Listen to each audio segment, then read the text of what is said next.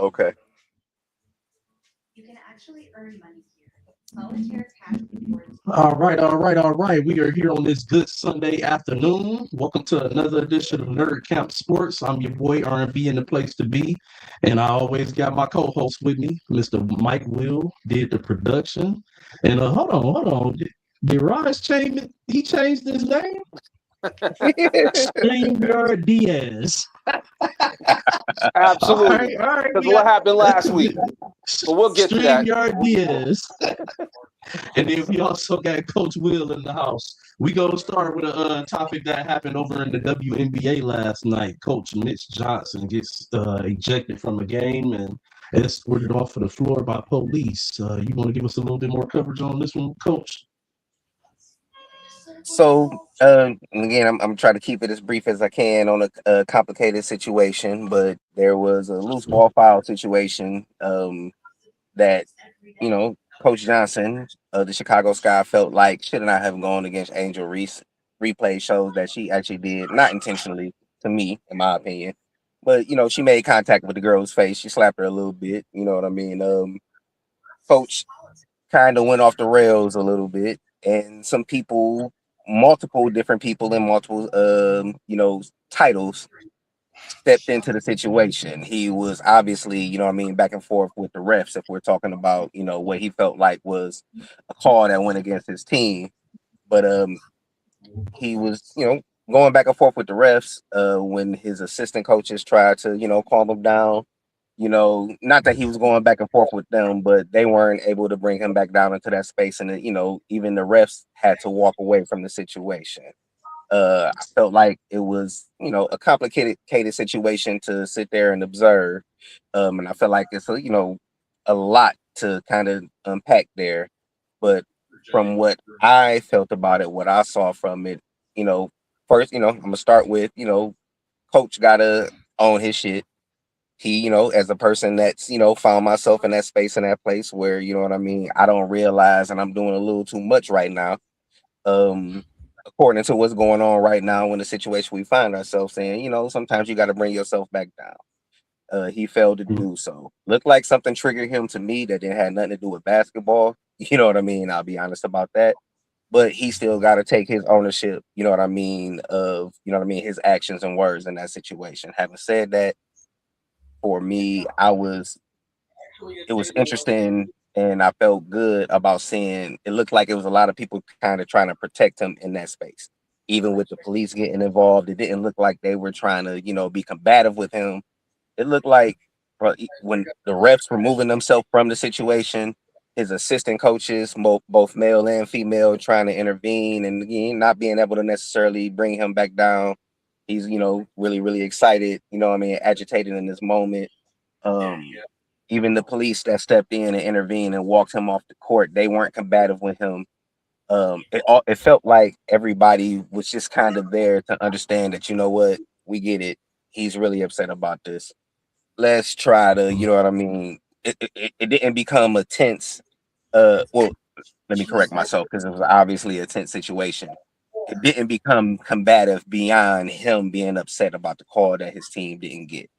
I felt like everybody else that really kind of rallied around him in a way did like an amazing job of not allowing that situation to escalate. And I would just say to Coach Johnson, like, man,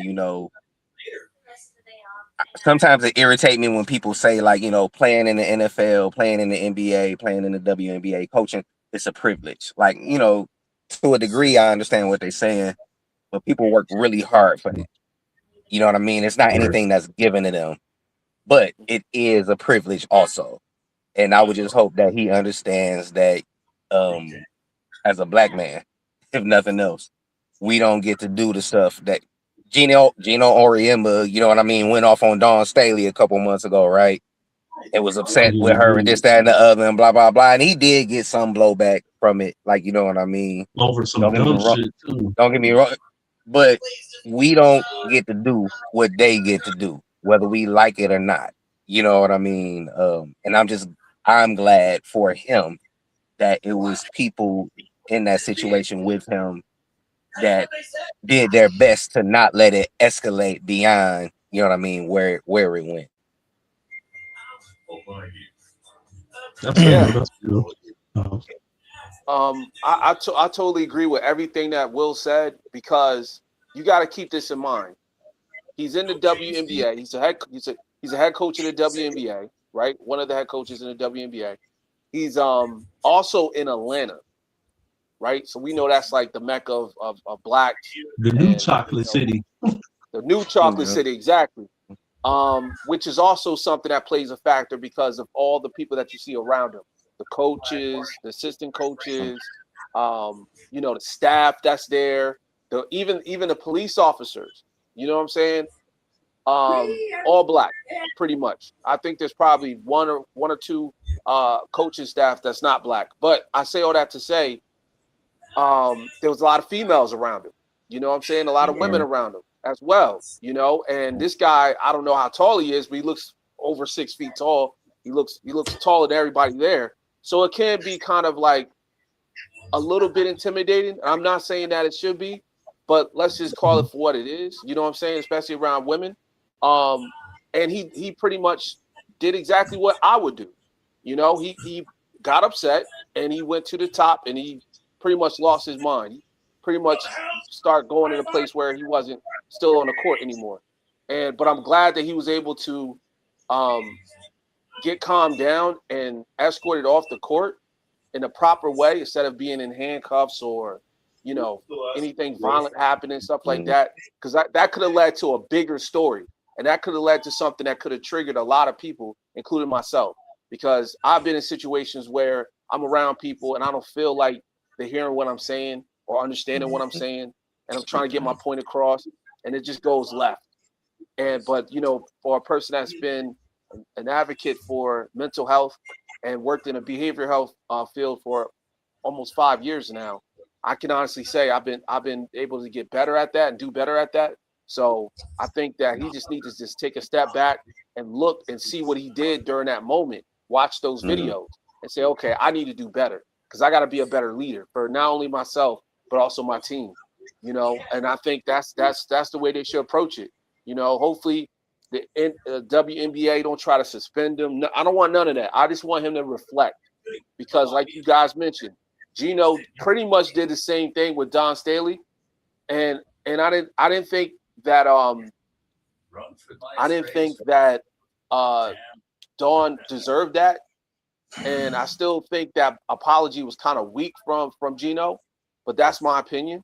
But I say that because we didn't see no police officers when he stepped to her face. and we talking about a white man stepping in the face of a black woman, right? And he came directly to her. You know what I'm saying? So, man. But I say all that to say I'm glad they handled it the right way. That's all. That's all I gotta say. It's interesting that you brought that situation up, man, because Gino didn't get suspended, and I don't want to see no suspension for Ms. Johnson. My opinion on it is that, man, like you said, I mean, it's sport, so sometimes sport will cause you to, get elevated, and like my brother, elaborated on. He might not have been in the right place. He might not have been there. And I'll be honest, I hope that's the case. I hope it's a situation where, he maybe was struggling with something internally or something else was going on that just took him to a different place. Because if he put on an act like that, just over a call and cause himself to have to be, escorted off the court by police, then I would say that that's highly overboard. For a situation like that, this isn't some intense playoff atmosphere game, or what I'm saying. So I agree with Coach Will. I think it had to be something along those lines. But I'm gonna just pray for the brother because he a black brother in the spotlight, and what I'm saying. The first thing they love to do is try to angry black man us and all types of shit like that. I lift the brother in prayer. I hope that his soul becomes refined and he find whatever may be going on and is able to heal from that and move forward and coach his team to success. Can I add one thing in real quick? Did any of you guys watch the movie? Did you guys watch the movie Backroom? Never seen Backroom. Mm-hmm. It just came out. The movie Backrooms. Okay. If you get an opportunity, just watch the trailer. If you get an opportunity, but it's pretty much talking about what you just said. R&B. You know, they're trying to portray as a guy as an angry black man, not being able to control his emotions, and it leads to other things. I don't want to give the whole story away, but my point is he's not feeling like he's heard. He's not feeling like he's understood, and it leads him being very, very angry and coming off as an angry black man. So I think that's important because a lot of times we go around with suppressed emotions and feelings, and we don't get to talk to nobody about it. Not even our therapists. Like our therapists even judge us, And I've been to therapy plenty for a few years now, and I can honestly tell you, sometimes it feels like nobody's hearing what we got to say. You know what I'm saying? So I just want to throw that out there. That probably contributed to his actions. You know what I would tell you, brother, before Mike go real quick? You keep on searching for a different therapist until you find the right one for you. The right one, yeah. Oh, absolutely. Most definitely. The lady that I see is wonderful. She's wonderful, but I ain't gonna take too long on this. I'll be going ahead and give it over to Mike so we can get on into the rest of the show. Yo, R&B, you sound very choppy. What? Yeah, your audio sounds like choppy. I think it's like I can hear it, but more like staticky. Just it's not clear. Testing. That's better. Yeah, that's better. Is it? Yep. Good. Yep. Now. Yeah. So I'll say this. The first thing I noticed is like Will said, coaching can be a privilege, but just because it's a privilege doesn't mean they didn't work hard to become coaches. You still have to do steps, and you still had to be an equipment manager and a video boy. You still had to take steps to get to that respectable level. And I'll say, being in Atlanta for that game definitely worked to his advantage. But the thing that he should have maybe been mindful for is you're around a lot of women and you're a black man. Regardless, people are going to look to you as the aggressor. Now, the one thing I will say is the police did not have to fully take him off the court. They kind of moved him off the side. He took 15 feet. Looked like they said a few things to him, and he left. Just didn't go back at anyone. Just walked off the court. So for that, I will say that makes a big difference versus the police having to use physical force to remove him from the situation. That makes a huge difference. Because if he was physically taken off the court, we're having another conversation. As for, whatever is deep down inside, you guys talk about therapy. And therapy is something that's important because, this is Men's Mental Health Month. And men, especially men of color like all of us, definitely have a harder time being able to open up and be vulnerable about feelings and emotions and what we are. You're taught to man up. You're taught boys don't cry. You're taught to be tough. You're taught you're told crying's for girls or crying's for bitches or crying's for women, crying's for, whatever, and that's something that men have imprinted in them. It's like part of our DNA. So if there is something going on with the coach in this time of need, I hope he can get the help or find some way out. Because you see that coaching staff is women. He's coaching women. You're around women 80 to 90% of the time. I don't know if he's got a wife at home, daughters, but that wouldn't make it any better. And but hopefully he can find peace, and hopefully he did leave kind of on his own will, there won't be any repercussions. to his actions. It may be a warning in a conversation. Don't let it happen again, and we move forward. Well, let's just hope exactly that's what they can do is to move forward. I just want to double check my audio good. Y'all can hear me clearly, no choppiness. It's a little choppy. Is it? What the fuck is going on? If you might have to plug the mic back in, unplug and plug it back in. All right, let me try that. Give me one quick second. Yeah. Fellas. Because it's not bad. It's just, I don't know. I don't know how to explain it. Right. Like we can make out what you're saying, but there is it's more like staticky. You got that needle on a record in the background. There we go. Yeah, there it is. I'm trying to figure out how to say it. I'm like, wait a minute, what does it sound like? That's how it sounds. Yeah. Okay. That we used to hear at the beginning before the song started. Yep. It's funny you finish that. How about now? On a vinyl player. What'd you say, Art? Now we can hear you. I can hear you. Okay. All right, fellas, I'm coming back in. All right. Hopefully that's taken care of. I appreciate y'all letting me know, but let's go ahead and move forward and get this show on the roll. The Knicks take a 2-0 lead coming back to New York. First time I've seen this period, I think. In my time, at least my time of really, really paying attention to basketball and watching finals and stuff like that. This is the first time I've seen the team come out and kind of like dominate in the way that New York has. And and it's been real weird. It's been they've been dominating, but they kind of like dominate, fall down, then come back and dominate again. It's almost like they playing with their food, playing a cat mouse game. But this series is coming back to New York tomorrow night, and the Knicks are up 2-0. Jalen Brunson led the Knicks on the last game on a hobbled knee, but he keep coming through in the fourth quarter. He just doing some amazing stuff right now. I mean, the heroics are crazy. So I'm gonna start this one off with Mike.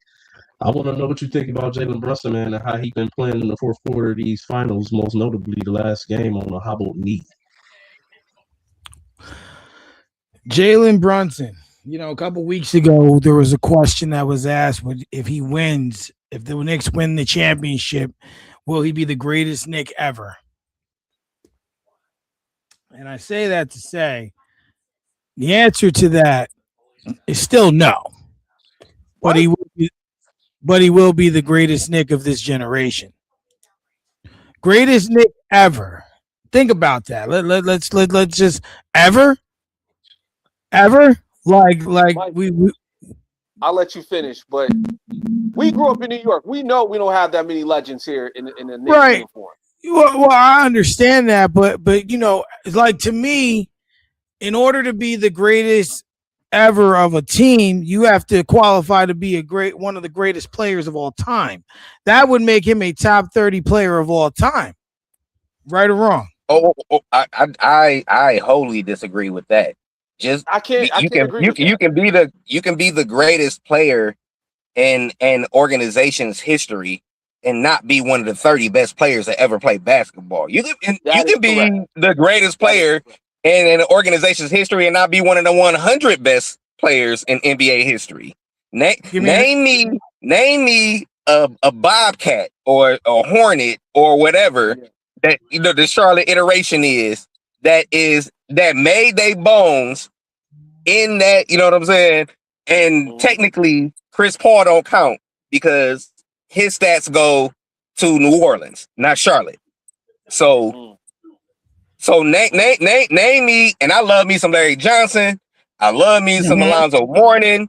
I love me some Kendall Gill and some Rex Chapman and some Dale Curry, and Gerald Wallace was nice, and Steven Jack. But no, you can be the greatest player in a team's history and not be. We don't even know who the greatest Raptor is, really. People say Kawhi is Kawhi because of the championship, and he was only there 1 year. You know what I'm saying? So like being the greatest player in a team's history or an organization's history does not inherently grant you like all-time status. It doesn't. It's a lot of Celtics. It's a lot of Lakers. It's a lot of, you know what I mean. Like it's a lot of players from a lot of organizations that's gonna land before, you know what I mean. Some of these people, depending on what teams we talking about. Yep. Just to elaborate, well, not necessarily elaborate. I just want to keep us on the context of the question because we going left base. I just want to know what you think about his heroics from game 2 and game 1 in the fourth quarter, and being on the bad knee in game 2. we ain't gonna get into being the greatest Nick of all time.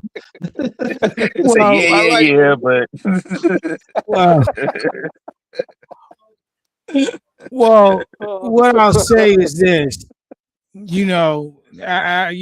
that wasn't even on me. They took over the question, but you know what? Rod is liking this because he want Wemby to lose because it keeps his joker up a little higher. So no, that's not the case. But go ahead. Deflection. But to answer the question, I think it's very what's the word I'm looking for? Oh my gosh. It's very impactful to their status and why they're up 2-0. I mean, we seen game 1, he bumped knees, and then like he came back on the floor and then someone stepped on his ankle. And he pretty much hit the fuck you button and said, nah, I'm gonna do this.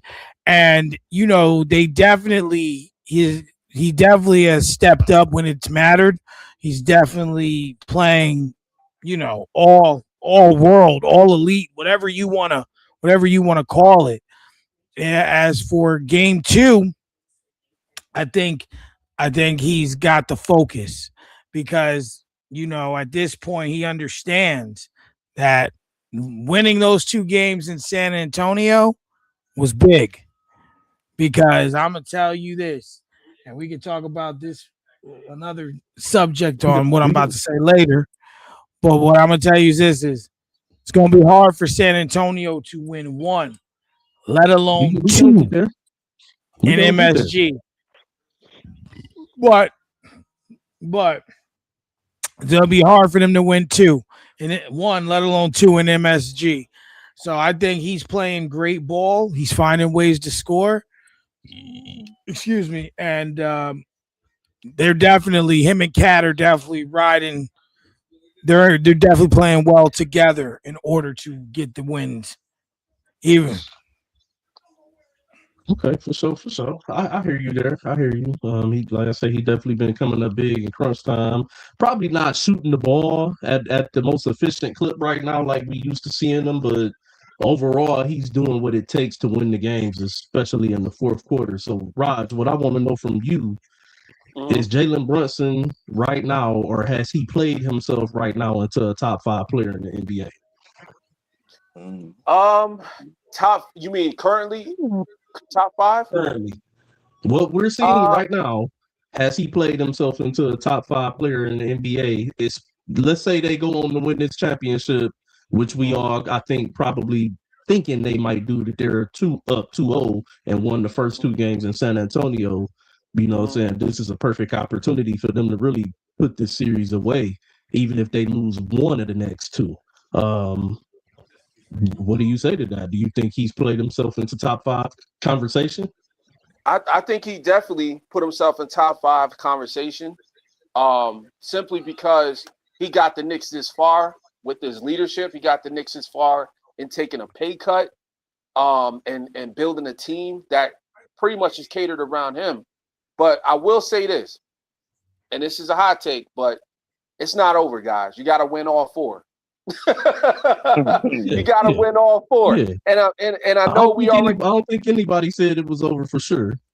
I mean, I'm just throwing it out there because New York. That's kind of what the energy is right now. Like they already got the banners already made. There's people out here celebrating. I'm telling you. I mean, A lot of No, people. I'm talking about amongst the Oh, the no, no, four no, no, on the no, panel no. Oh, right no, now. no. Like, no, No, like, no. I'm not saying us. No, no. But I'm saying the media outside of what we talking about already got the Knicks penciled in as already won the championship. Now, I say that because, in my opinion, I think he's top 5 in the league. But if he fails and they don't win the championship, a lot of people are going to knock him out of that conversation. They're not going to put him in that conversation. They're going to say he choked. He pretty much went up there, got the 2 wins in San Antonio, and still choked away a championship and their chance of winning it forever.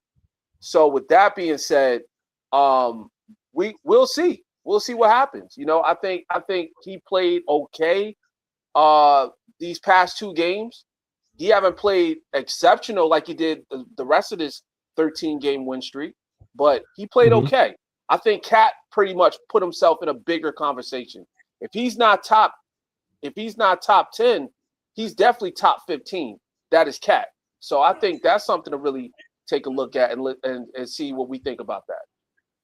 And I like the fact that you elaborated on that too, because that's exactly where we were headed. Will, what I want to know from you is this head-to-head battle between Karl Anthony Towns and Victor Wembanyama in this finals it's been good to watch. It's been some good big man electric basketball. Now I got some opinions on Wemby that I get to a little later, but I think what we've been watching between him and Karl has been magic. Like, you know what I'm saying? They going at it. And Karl not backing down. He said, I'm not gonna be the Chet Holmgren of this motherfucking final series.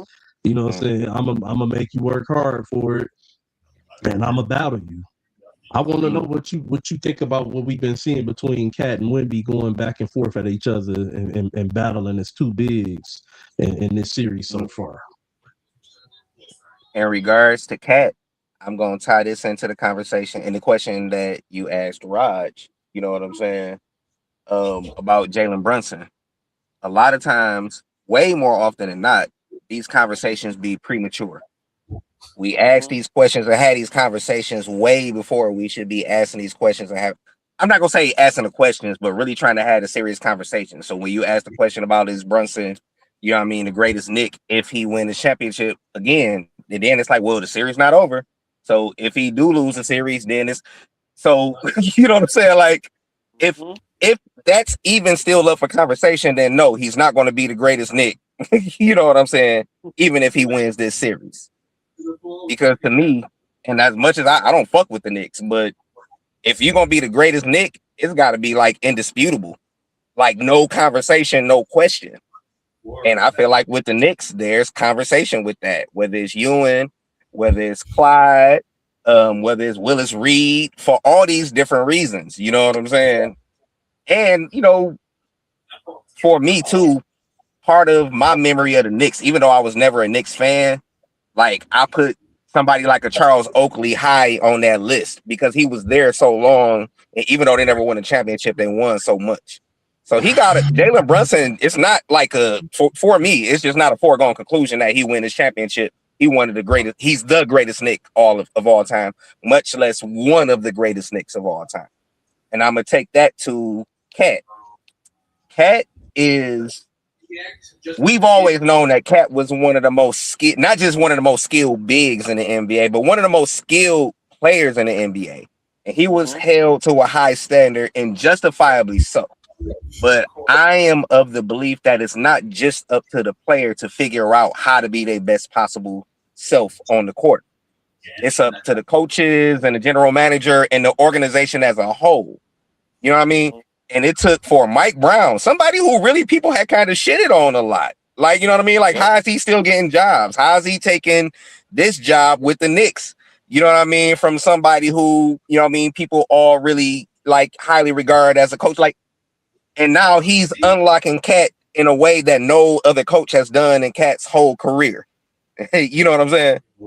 And now we're having a different conversation about Cat because we see that, like Raj was just saying, he got to be like top 10 or 15, right? You know what I mean? Whether you agree with it or not, like people were shitting on Cat not too long ago. And now, so a lot of, I give credit to Cat. I give credit to Mike Brown. I give credit to Jalen Brunson And that whole team, because they are the kind of team that for them, it's really about hooping.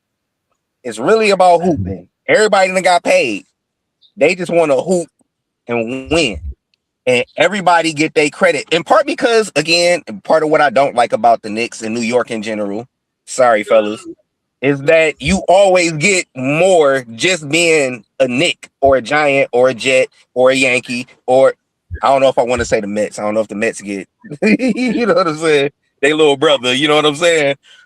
But with the Knicks, and again, I just said that. I was just talking about like Charles Oakley and Anthony Mason is one of my favorite Knicks of all time. And I remember Derek Harper getting traded to the Knicks from Dallas and being like, oh shit, niggas don't even know Derek Harper cold like that. You know what I'm saying? Like it's New York always gets, you know what I mean? I don't want to say put on a pedestal or exaggerated or whatever the case may be. But Cat is earning this shit right now. Like, you know what I'm saying? Cat is earning it. He going out there and balling and giving the same guy that we all feel like is the future of the NBA. He is giving him hell right now. Having said that, I don't feel like this series is over. I had San Antonio in 6 to begin with, so obviously I'm not giving up on San Antonio. I feel like San Antonio is going to make some adjustments and come back. But definitely don't feel like they're getting swept. Like, you know what I'm saying? I don't see that happening. This series is not over, and it's shit. Again, it wouldn't surprise me at all if Wemby go fucking Super Saiyan for these last 4 or 5 games and San Antonio wins this series. And again, like after the series is over, whether it's Wemby and how I feel about it, how it affects his legacy, whether it's Cat and how I feel like it affects his legacy, whether it's Jalen Brunson and how I feel like it affects his legacy. This is one thing that I get why we do it, but like we had these conversations every game after every game about people's legacies. And it's like, well, you know, can we just wait and see what happens and then digest that and then have that conversation? You know what I'm saying? Because it's going, if the Knicks do lose this series, it really is going to be like, well, Jalen Brunson choked. And people said that about Dirk when they lost to Miami. And for a while, people felt like Dirk wasn't ever going to win shit till he went Super Saiyan against Miami. You know what I'm saying? 5 years later. And then now it's like, oh, Dirk. Like, man, people be playing with people's legacies and that shit be coming and going. Let's kind of wait till they at least close to the end of their career. You know what I'm saying? To start having these kind of conversations. For sure. All right, well, I hear you. We can hold it off a little bit when they come to Jalen Brunson or whatever. You know, so let's give them a little bit of time to see how the rest of the series is going to go between. I just got an echo. Oh, I think it disappeared. All right, cool. So, all right, we're gonna keep it moving, man. So news broke that Trump will be attending Game 3 of the NBA Finals, New York, San Antonio. And so when they broke this news last week, a lot of speculations was put in the air about the extra security that, you know, detail and everything that would be going on in order for him to be able to attend the game. So news came out, I think it was yesterday, that they're asking the fans, they're encouraging them greatly to show up to the game 2 hours early. In order to, you know, abide by the security measures for the president of the United States to be able to attend Monday night's basketball game.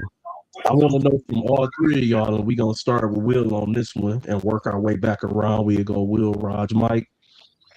I want to know from all three of y'all, how do y'all feel about this as a basketball fan, about being asked to show up to a game 2 hours early because this motherfucker want to attend the game?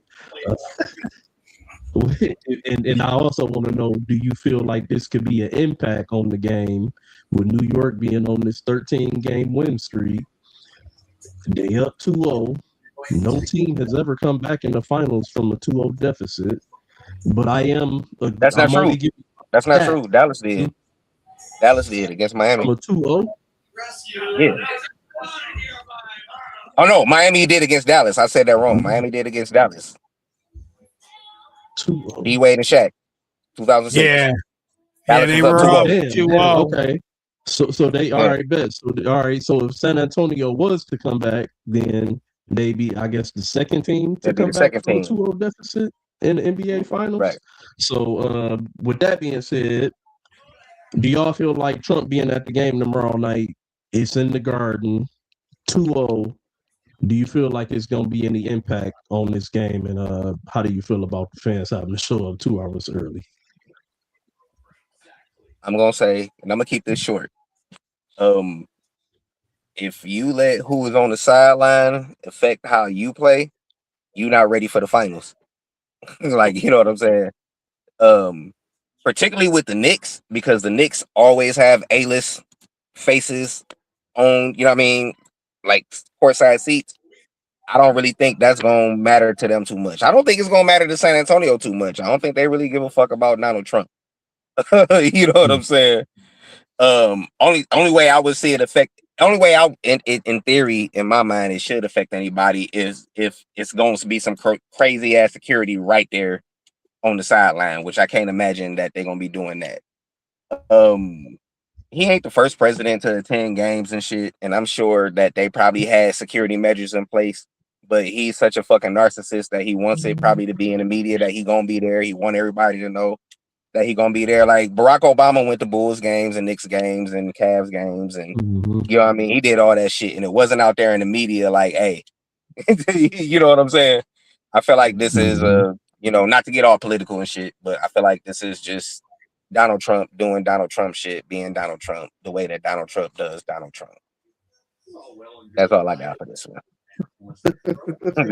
All right, what you say about this one, Raj? The impact of, is there any impact of Trump being there? 13-game win streak, 2-0, fans showing up early. Could this bode well for the Knicks? Could it go against the Knicks? How you feel about it? I'm gonna say this as a fellow New Yorker, just like one of my co-hosts, Mike Will, is also a fellow New Yorker. It's definitely going to affect the crowd. It is going to affect the Knicks, and I'm gonna tell you why. Donald Trump is going to make it about Donald Trump. The Trump Towers is literally right down the road from where Madison Square Garden is.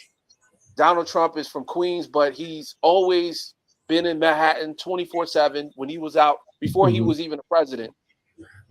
And before he even ran for president, or even talked about running for president, he was at Knicks games before. But he used to be a distraction even back then. So times that by 100, because now he's the president, it's definitely going to be a distraction. And the Knicks, I got losing game 3 Monday against the San Antonio Spurs because of this distraction. And to be quite honest, they said he's supposed to be at game 4 too, but I think they're going to realize he's bad luck, and they're going to tell him don't come back to game 4. So yeah, it's going to be interesting. It's going to be really interesting because even though we don't really think these athletes think about that kind of stuff, they do, especially in the New York media. And sidebar real quick, I'm going to be very quick. James Dolan is best friends with Donald Trump. And the reason why Donald Trump is even at this game is because, of course, he's a New Yorker, but also the fact that he's best friends with James Dolan.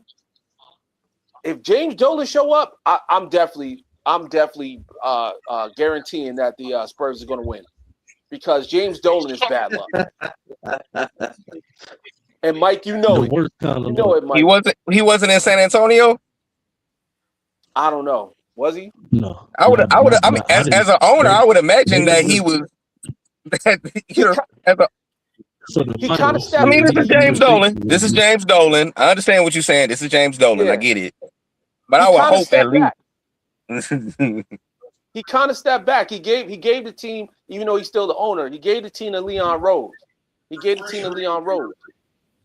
You know, like to be the guy, to be the front guy. Because yeah, he's bad luck, man. I'm telling you, he's bad luck. That's the reason why the Knicks haven't sniffed a championship in 27 years.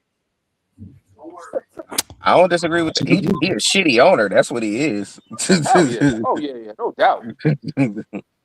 So they haven't slipped the championship in 27 years, but they have a chance right here of 2-0 getting back into New York on a 13-game win streak. with the president coming to the game. No, the Knicks ain't won in almost 50 something years, bro. But I'm saying the 27 with the finals. They haven't been back since 99. Yeah, since 99. Oh, they went to the finals and I got okay. Yeah. I wouldn't say they sniffed the championship. They showed up. They showed up. They got a couple wins. They ain't get a seat. They ain't getting near the kitchen. They was outside. They got to the door. If you make it to the final dance, you at least they smell it. They smell the gold from the kitchen. It was like, I smell it. You might not have got your finger in it and got the Jason Giggs it, but hey, look, the 04 Lakers got a sniff of it. They got a whiff of it. Cause it's some universes that exist where they win that series. Them 99 Knicks. Yeah. I don't know how many. If you run that shit a million times, I don't know how many times they win, bro. They win at least one, man. Damn.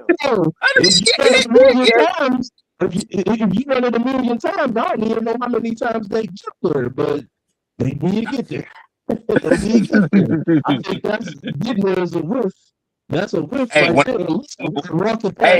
Somebody put the chicken. When I say run it a million times, I was giving them the credit of getting there. If you run that playoffs a million times, I don't know how many times they even get the opportunity to get the whiff. Like that's what I'm saying. That's messed up. But Mike, man, do you think it's any impact on Trump being there tomorrow night with everything circulating with the Knicks right now? Hell yes, it's an impact in more ways than one. And I seen this the other day. The Knicks haven't been to the finals since 99. Now, do you know, I'm looking at StubHub. Just take a guess. What's the lowest ticket available right now? 2,500. Come on, guys. This is New York. Keep going. We looking at 8,000. $7,898 to be exact. Yep. For the nosebleeds. Wow. Crazy. I don't know if you can see it, but that's the view you would see if you were to buy those tickets. Okay. You might as well watch If I buy them tickets, if the Knicks win the championship, I should be able to come and unbolt them motherfuckers and take them home and wrap them up and keep them because that shit should be worth money. The tickets like that should be worth money. Think about this. This is Madison Square Garden. Let's say they demolish it one day and decide they finally gonna do though. It ain't like it can't happen because we just seen historical buildings get demolished and they go with a new building over time. It might not happen in our lifetime, but it could happen. But think about this. Imagine if you was able to say you paid $8,000 for a seat in Madison Square Garden the year they won the championship. Don't you think that should be worth some type of revenue? It should, but I don't mean it will. That's how they operate. I mean, that's why. Of course, I'm hypothetically speaking, but I'm just saying that's crazy. So that's more intangible value on your life than financial fiduciary value. To be able to say you was in the building when the Knicks won in 2026, you know what I'm saying? Like that's you might not buy a drink again the rest of your life if you just whip out that ticket and shit. You know what I'm saying? Like I was there. It might end up being worth more than that 8,000.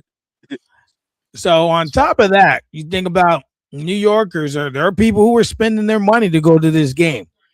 Now you excited, but now you telling me because this asshole's coming, I gotta come earlier because of him and just sit there.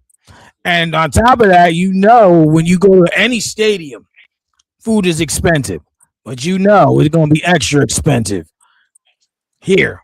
In the finals, and it's gonna be a distraction. But I believe personally for Jalen Brunson, as long as Mariska Hargitay's there, it won't matter. And let's be honest, he calls her the greatest fan in Knicks history over Spike Lee. Olivia from SVU, yeah. He put Spike Lee third on the Mount Rushmore of Knicks fans. Third. Put Mariska, Ben Stiller, Spike Lee, Tracy Morgan. That is crazy. Hey, so he know who be there for the cameras. Yeah, exactly. Well, you already know Spike gonna be there, so you don't even have to put him one. But that is the right answer. Like, y'all never respect Spike. Float on the Little Caesar. Spike don't love you.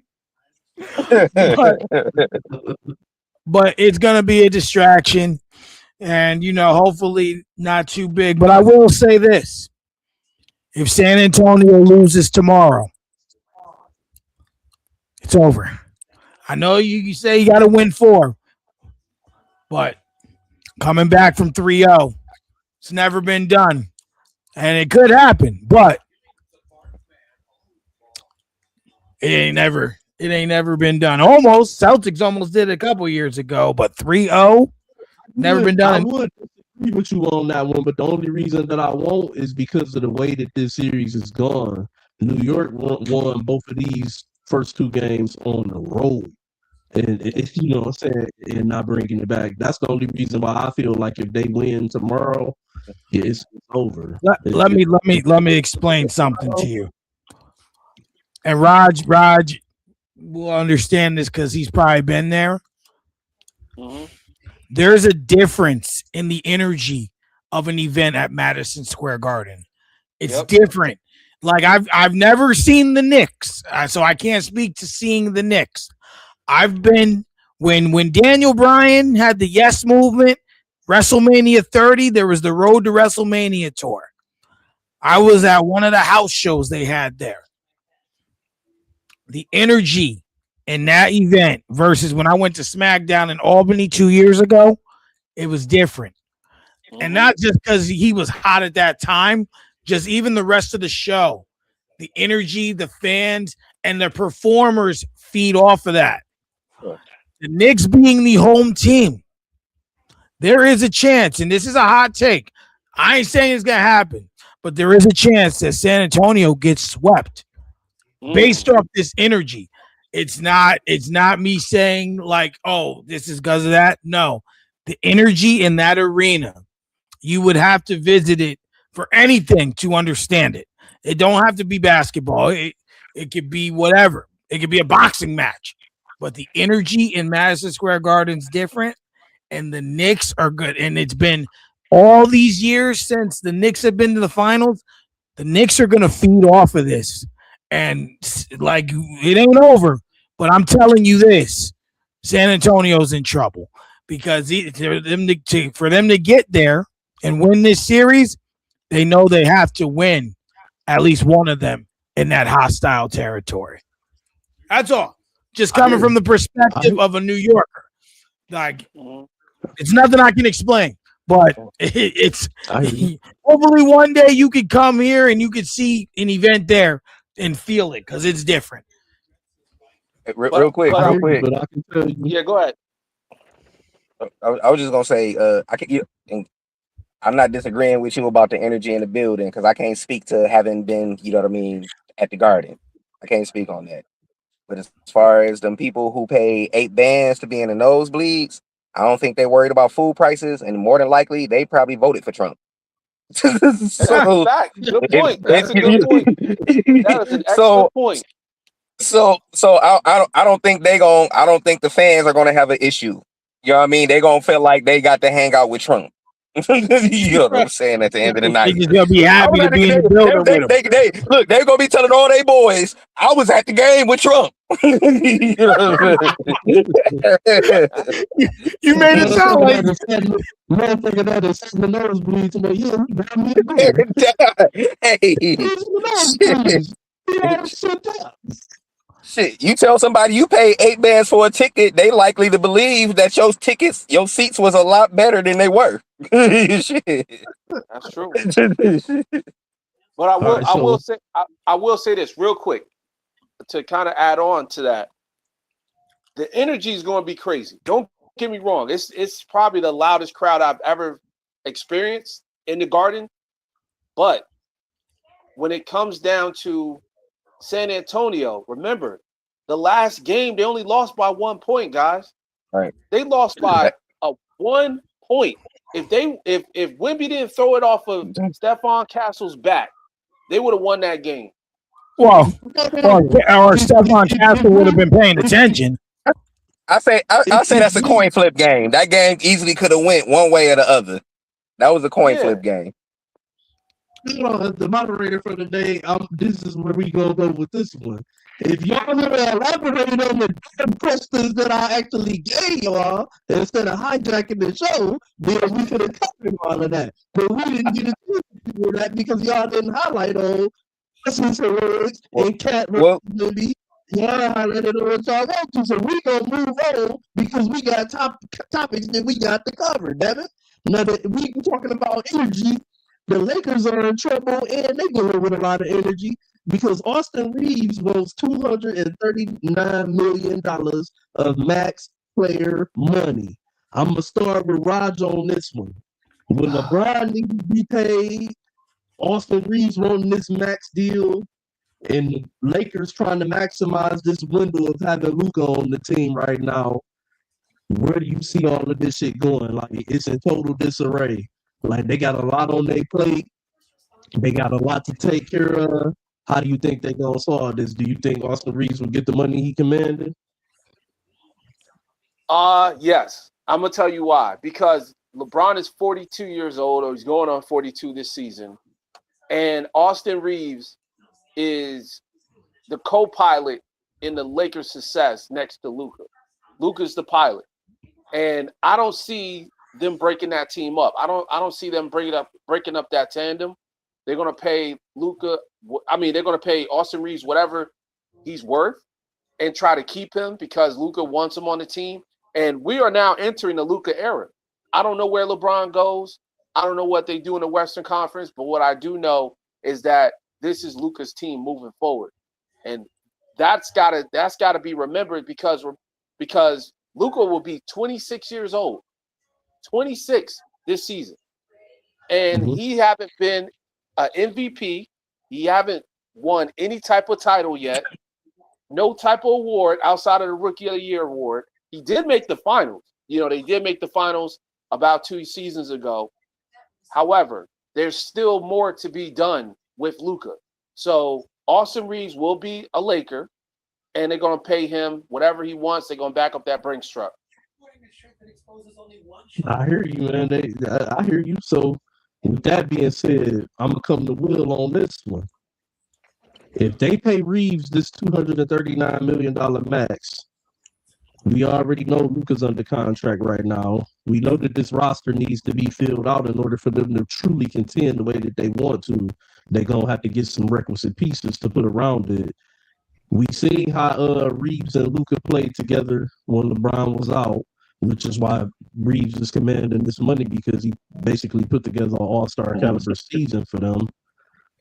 Do you think there's a chance that we see LeBron walk from the Lakers? Do you think it's a chance he walks and they roll with the duo of Reeves and Luka? Batman and Robin. I don't think that Reeves has anything to do with what happens with LeBron. I think they're gonna re-sign Reeves one way or the other. They knew that they were like they knew that he was gonna be commanding the max, especially the way he was playing when he was healthy last year. Like that wasn't exactly a secret. The thing with LeBron right now is because it's not that even if they give Reeves the max, they still got cap room. And they got LeBron's bird rights. So, in theory, if they needed to, they can wait until they do whatever else they need to do to then re-sign LeBron. It's about whether they want to pay the tax that, comes with going, above the first curtain, second curtain, whatever, when it comes to the salary tax or whatever. So really, it's about what they're willing to pay LeBron and what LeBron is willing to accept. Like that's really the conversation for me. I don't think LeBron is trying to take a minimum contract. I don't think I don't think he about to play for the vet minimum. You know what I'm saying? But in theory, like in a vacuum, do he still deserve a max contract? Like, yeah, it's teams that he would still go be their best player. It's a lot of teams in the NBA that he can still go be their best player. So in theory, yeah, he deserves a max contract. But is that what he's like? Is he ready to die on that hill right now? Can they meet somewhere in the middle? You know what I mean? Where he gets a fair and competitive contract and still allows them to build the roster out beyond him, Austin Reeves, and Luka. Because they still need pieces beyond him, Austin Reeves, and Luka. And for me, that's not up to LeBron. That's up to the front office to figure that shit out. You know what I'm saying? People always talk about players should take less if you want to win, da-da-da-da-da. Like, no, that's not my job. If you don't want me to be the GM, then don't ask me to be the GM. I shouldn't have to worry about the salary cap. You know what I'm saying? So for me, it's up to the Lakers to kind of figure out, you know what I mean, whether it's worth it to them to pay LeBron what he's asking for. And if not, move on. Like, you know what I'm saying? And go ahead and fill out your roster. But they gonna have to make a decision because LeBron's not gonna be lacking for a job opportunity this summer. You know what I'm saying? There's some teams that will be willing to figure something out with him. Mm-hmm. So, Mike, if I took you and I took the Williams off of your last name and I said you're now Mike Pelinka, the general manager of the Los Angeles Lakers, how do you handle this situation? Well,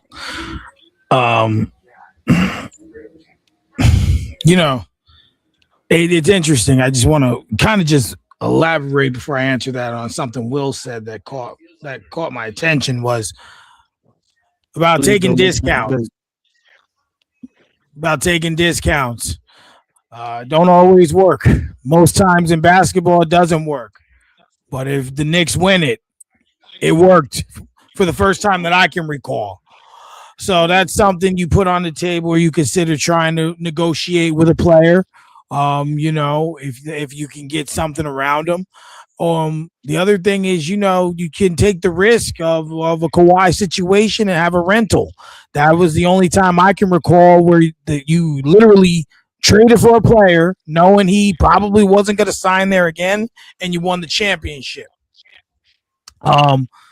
However, if it's me personally, you got Luka. First thing I'm doing is trying to talk to LeBron James.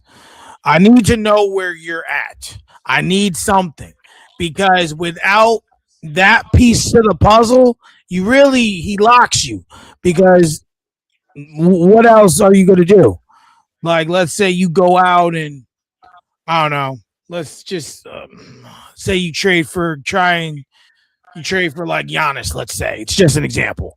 Right, you go out there and you try to trade. You trade for Giannis, and now you've taken that, and LeBron decides he wants to play. Do you sign him and ask him to take less? Now you don't have the cap space for it. So for me, I would try and talk to LeBron first, try and get a consensus, but also give him a deadline. Like I know that may not be the right thing to say, but I always say that. These teams are business first. You have to handle business, and sometimes these teams allow players to.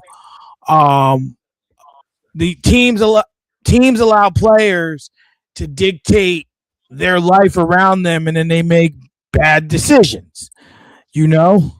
So or they take too long in waiting for that player, and now you're trying to piece things together. So. I would try and talk to LeBron first, and if we can't get to an agreement of some sort, even if it's just a verbal conversation, I'm moving on, and I'm trying to go out there and seeing if I can package anything at all to pull in an unhappy player and make him happy. Giannis would be first on that list if I have the assets. I don't know what the Lakers have that they could trade. I don't know if they're eligible for sign-in trades at the moment, but that's something I would consider because, you have to be competitive. As for the aspect of Austin Reeves, he's not worth that money. You know, like, bro, you were not worth $239 million. You're not. That would be this day and age's Mike Conley's 5-year, $153 million that he signed for. It would be the same thing in this age. To me, Conley was not worth that money at that time. He's done nothing that we can say that's memorable. I don't think he bounced onto a championship team and got that Gary Payton, as me and Raj call it. But in the same sense, that would be that age. And it'd be like, listen, bro, we're going to pay you X amount to stay here. If you don't like it, you can go. I'm not giving him 240. That's just not happening. You're not impactful enough and you're not consistent enough to earn that amount of money, in my opinion. So, what can I ask a question, Mike? Hold on. Start with Raj. I want to real quick. I'm gonna start with Raj, and I'm gonna give y'all both, Will and Raj. I'm gonna give y'all both 1 minute to elaborate back, because I can tell y'all body language and so I want to get back at Mike on this one a little bit. So I'm gonna give y'all the chance, but just try to keep it at 1 minute, fellas, so we can get these topics, get all the topics today. Absolutely.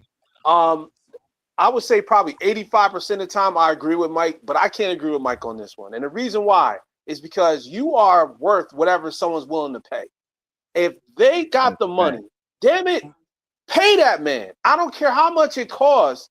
Give Austin Reeves his max contract. Yes, he's injury prone. Yes, he's one of those type of quirky players. But Luka feels comfortable playing alongside with him, and that's what's needed. Luka needs to feel comfortable because this is his era. That's all I got to say. But is that enough to win the championship?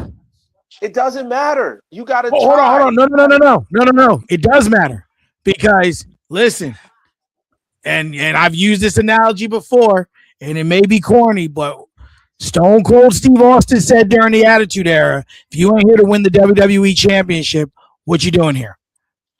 At the end of the day, them guys want to make money, but you on that court, the team and those players want to win a championship. What you do? Okay. In one small sequence there, I agree with Mike on that one, because this is the Lakers, so we know the Lakers they all about winning. I do have to agree with him on that one part there. But let's let Will get in here too. Right, well. You are absolutely right. It is about trying to win a championship. Does not re-signing Austin Reeves get you any closer to a championship? And if you're not re-signing him, then what is your pivot? Because again, and that's the thing about today's NBA, these short-term contracts, these 3 and 4 year contracts, you don't have the time with a player that you did back in the 80s and the 90s and the 2000s, where you got them for 6, 7, 8, 9 years. Luka he just extended for what, 3 and a player option or something like that. So if you don't re-sign Austin Reeves, what is your plan for the next 2 years to at least put yourself into the position to be able to contend? You're a lot closer to contending for an NBA championship with Austin Reeves than you are without him. And again, to the point that I was making on the last topic, for me, it's up to the team, the general managers, the ownership, the front office. It's up to them to figure out what to put around a Luka and a Austin Reeves to make that a viable championship team. But if you're devoid of talent, like Luka ain't getting you a championship on his own. That's not happening. So if you don't re-sign Austin Reeves, then what? And that's why I said, can I ask you a question? Because if you don't sign him, then what is your pivot? And how do you move from there? I don't know what the pivot would be. We're going to let Mike answer this one, then that'll be the last word on this one, and we're going to move on, fellas. I don't know offhand what the pivot would be to fairly answer your question, but like you always say, two things can be true at the same time. Because what's the pivot? If they sign him, right? Like if they sign him and they don't, it's all right, he's comfortable. Luka's comfortable. But if you sign him for all that money, lock it all up, and you don't win now, what's your pivot from that? Because now you're stuck with this guy. You got two guys blocking up your money, and you got one all-star and a guy that's not even a star. And all, or you got one superstar and one guy that's not an all-star to say. That's my only thing. I don't know offhand who I could think of to pivot to answer that, but I am going to think about that, and we can come back to that at a later week. But I am going to think about that one. I'm even going to write it down on my side note card. Yeah, that's exactly what I was going to say. I know this is an interesting topic. Seems like it's a lot to be said here, so let's plan to revisit this one for next week's show, fellas. But I just want to keep us going here. Let's get on some of these trades, rumors and speculation that's been going on. We already know Mike was just kind of mentioned into his name a little bit, and we gonna start with Mike on this one as well. Giannis Antetokounmpo. It's rumors out there about this man. We got the Heat, we got Portland, and as late as yesterday, a new rumor's been put out there about the sneaky 76ers could be lurking up as a potential trade suitor for Giannis Antetokounmpo. And another one that has just been brought out there is the Boston Celtics, as they could possibly be planning on packaging Jaylen Brown and some players together to try to make a move to get Giannis Antetokounmpo. We're going to start with Mike on this one, and then we'll work our way. Will Roger go last on this one? But I just kind of want to elaborate and know what you guys think about all of these different teams that could possibly sneak in here to pick up Giannis. What do you think about it? Do you think it could be a good move for those franchises? As I name Miami, Portland, Boston, and the 76ers. And then I got a couple other trade speculations that I want to touch on as well before we leave this topic. But starting with Mike, what you think about this whole Giannis rumor thing, man? All right, so there were two other teams I heard. I don't know if you guys heard them either. I heard the Timberwolves and the Warriors were also in thoughts of that. I don't know for Giannis.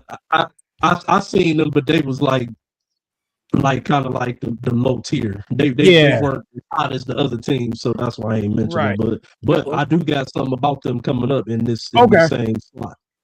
Okay, cool. And then obviously a far-fetched one is the Lakers as well.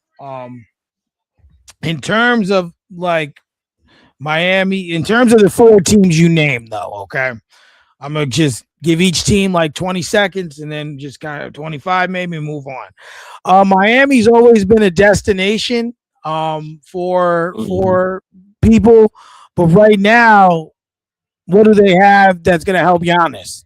Like we know Giannis wants to win. We know he's not happy. To me, what outside of it being Miami, what would get Giannis there and what would make him happy to win would be my question. To me, I don't personally believe that destination works for him.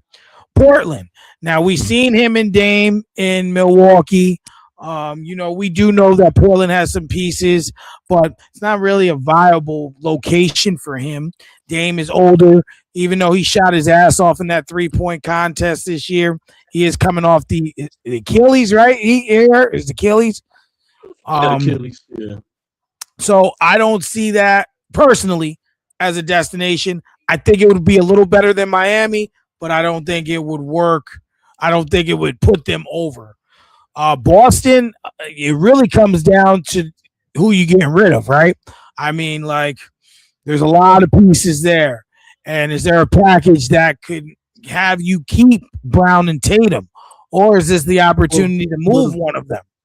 Right? Just to interject you real quick, the Jaylen Brown is the rumored piece that they be moving along with other pieces for Giannis. So if you move Jaylen Brown and you inject Giannis, if Tatum is able to stay healthy, we know he came off the Achilles, but he didn't play that game 7 against the Sixers. Hopefully that's not a trend of mixed health issues, I'll say. But I would think that's a great location for him to come in. if it works out, depending on what else you have to give up, because those bench pieces are important as well.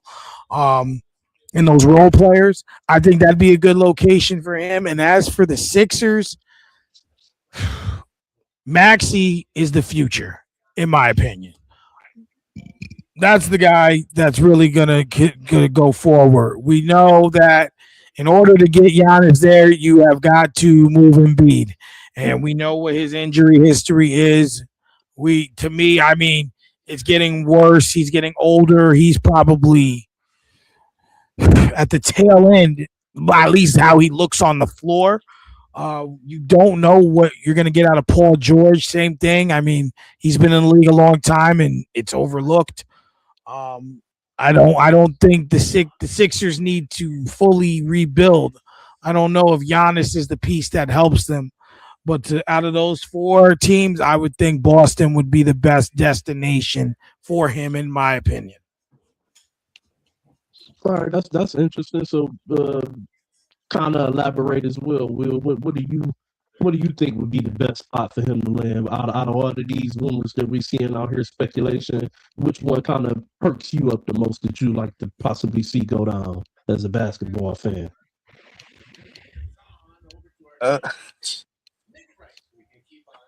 As a basketball fan, the one that I would like to see, I ain't even gonna say like to see because I'm not a fan of theirs per se. I don't hate them, but I don't think it's gonna happen. Is the OKC? You know what I'm saying? Because I feel like that's kind of his only option that takes him immediately into contention, no matter who it is we talking about.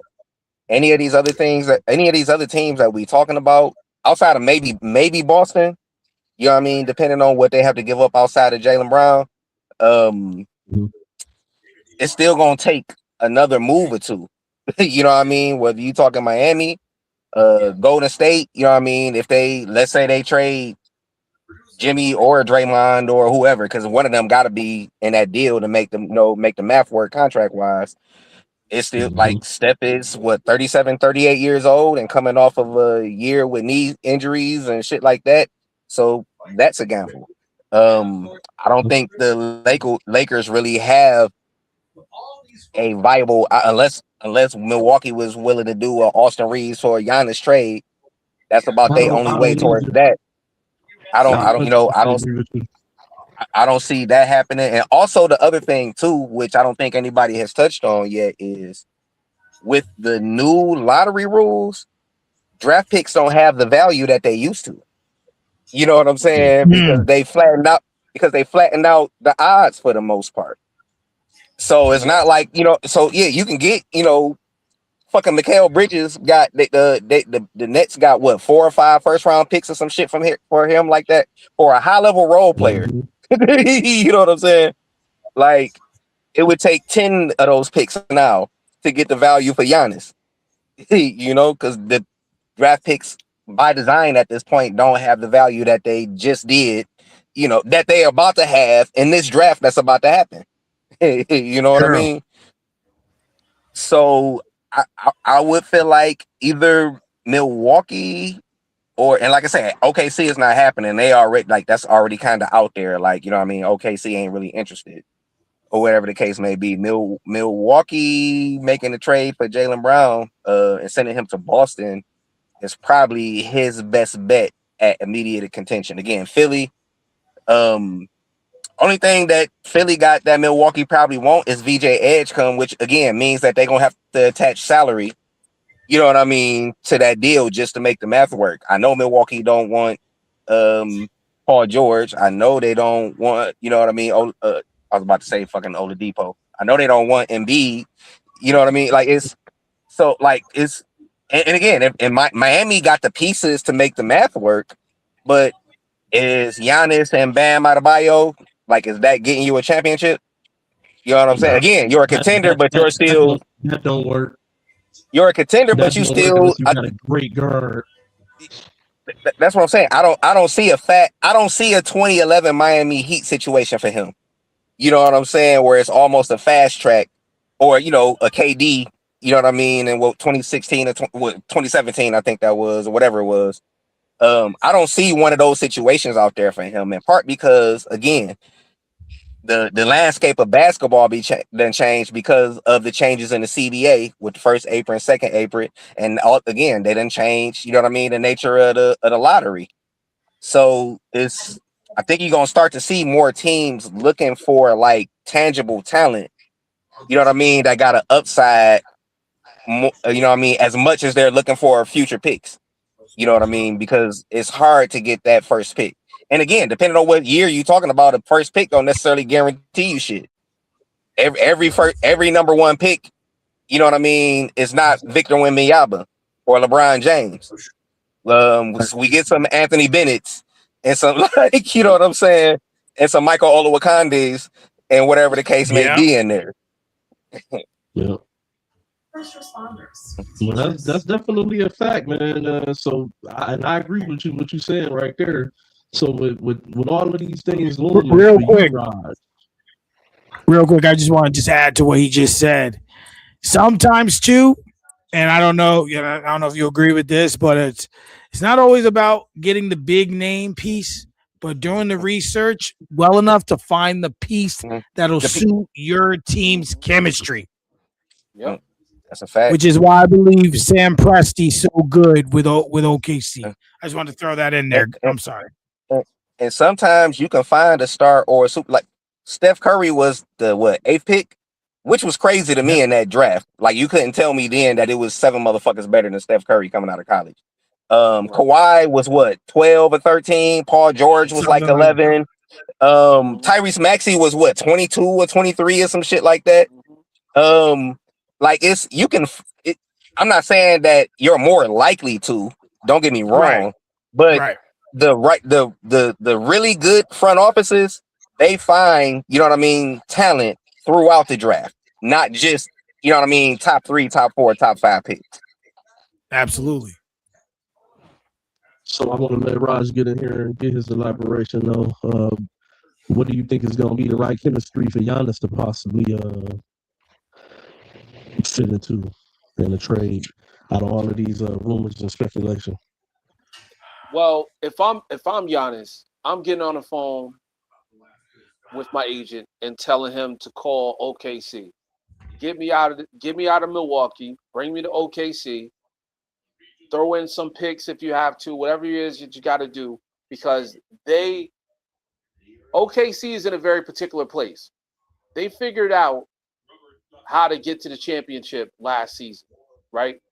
They figured out, okay, we can basically blitz people off the floor. We got enough starters and depth under there that can blitz these guys off the floor and win games by like record-setting numbers.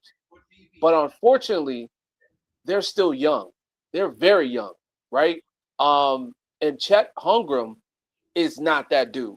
He proved that he's not that dude in the last series against Victor Wembanyama. Now, with that being said, if you want to stop Wemby from going back to the Western Conference and dominating for the next 5 to 10 years, then you need Giannis to be in the way for at least a few years to block and go up against Wemby.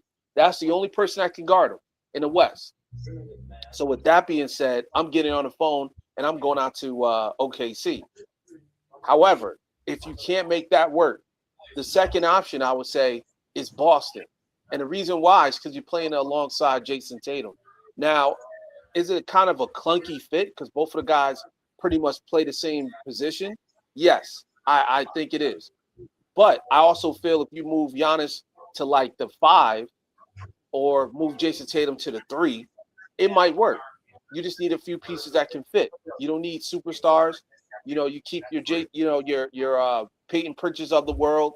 You keep your Derek Whites of the world, some good defenders, good 3-and-D guys, but you make that work. You figure out how to move Jaylen Brown as fast as you can, while his name is still hot in the market, and you get Giannis out there to Boston if OKC doesn't work. So that's my take. I just wanted to throw this out there too before we move on real quick. I kind of, and I know y'all more so all we're kind of speaking on like instant contention type moves, the way y'all elaborated on it, which I'm totally agree. But I kind of like the Portland Trailblazers move though. If they were able to swing Giannis, put him over there. I know Dame's older, but you got Danny who emerged this year and who's a triple threat with shooting and inside game.